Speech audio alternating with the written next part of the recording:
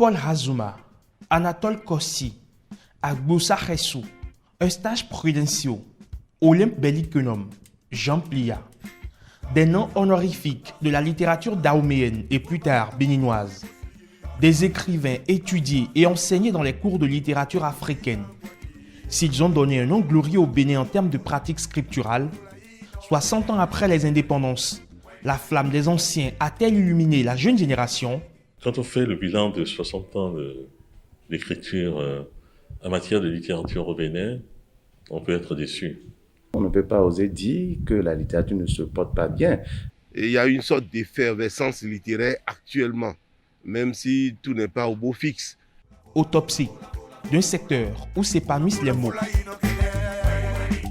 Dati Atavito Barnabé Akaï, jeune écrivain béninois, sublime sa muse pour se donner à lire.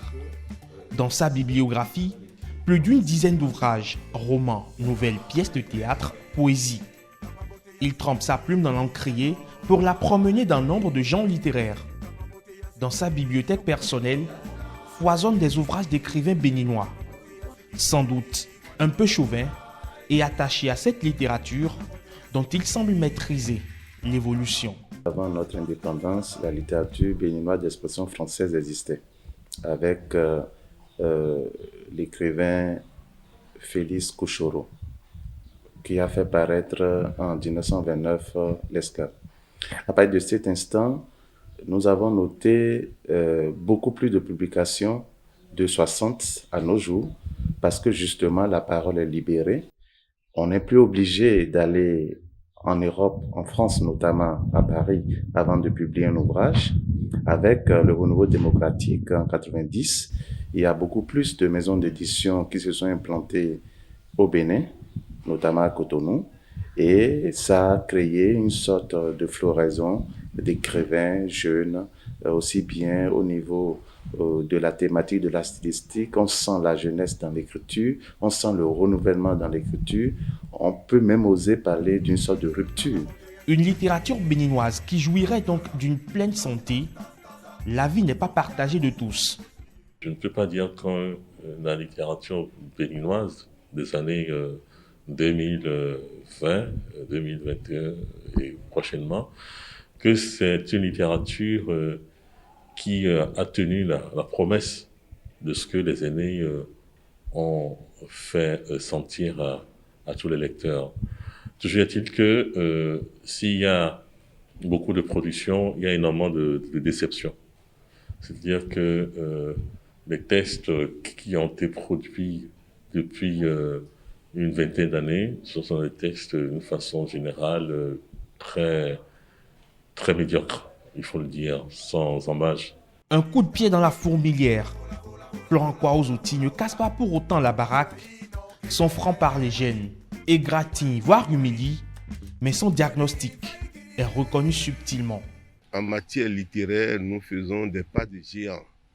Nous faisons de grands pas, dans la mesure où, si au départ, cela se limitait à quelques deux noms, on va citer Razoumen, on va citer Couchoro, et on va citer à la limite Jean Plia, qui est pratiquement de leur génération, et puis Olympe Bellikenum.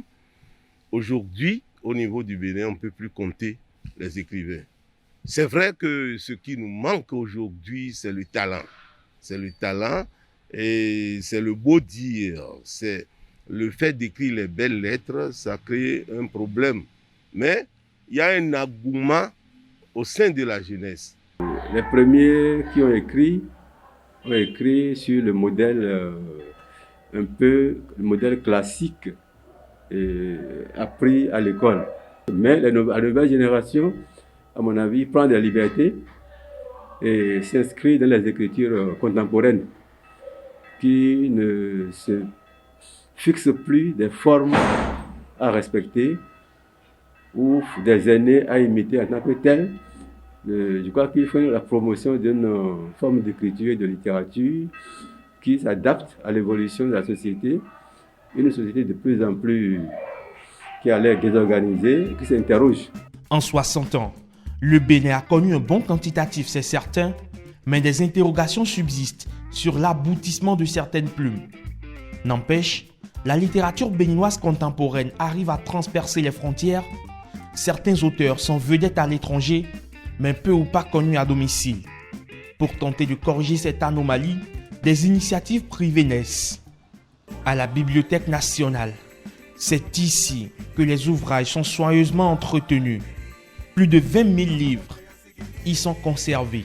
Ici, nous sommes dans la salle de conservation des documents de la Bibliothèque nationale.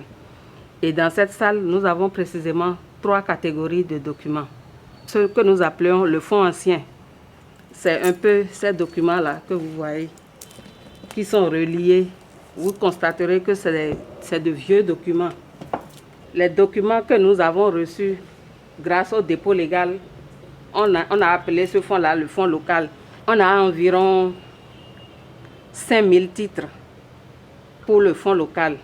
Pour le fonds ancien, on a environ 1000 titres. La 3e catégorie de documents, c'est les thèses et mémoires qui sont de l'autre, à partir d'ici jusque derrière là-bas. De plus en plus donc, la littérature cesse d'être l'éternel oublié. Même dans le cursus scolaire, le livre béninois se refait une santé. Ralph Maman, Adelaide Fassinou, Apone Agbazaou, Marion Kako, Abdel Abzem Hakim, Jean Plia toujours, un programme, Eustache Prudencio, Franck Ouazoti, bien entendu, Okri Pascal Tossou, Edgar Okikinzissou. Nous avons beaucoup d'écrivains béninois qui existent et qui le montrent à travers les études aussi bien secondaires qu'à l'université.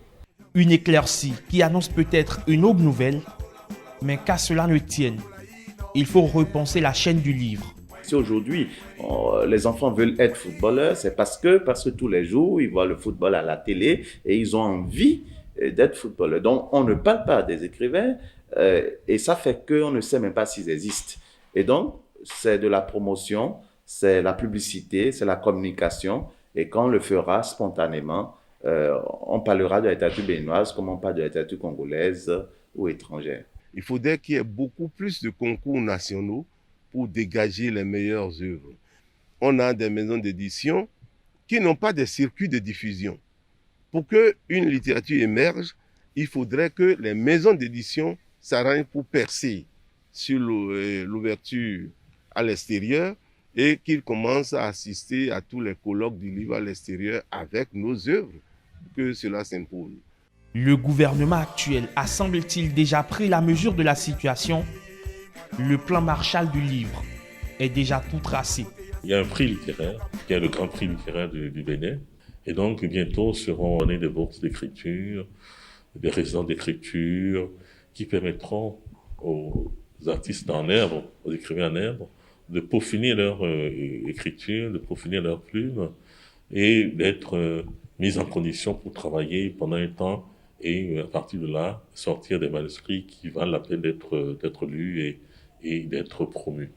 Historien du présent et visionnaire du futur, censeur des mœurs et créateur d'imaginaire, les écrivains, démiurges pour certains, génies pour d'autres, traversent le temps par leurs œuvres. Après 60 ans d'indépendance, certains noms retentissent toujours comme neufs. Dans la jeune génération, plusieurs noms se tracent un sillon dans le sillage des anciens. Peut-être ont-ils déjà repris le flambeau.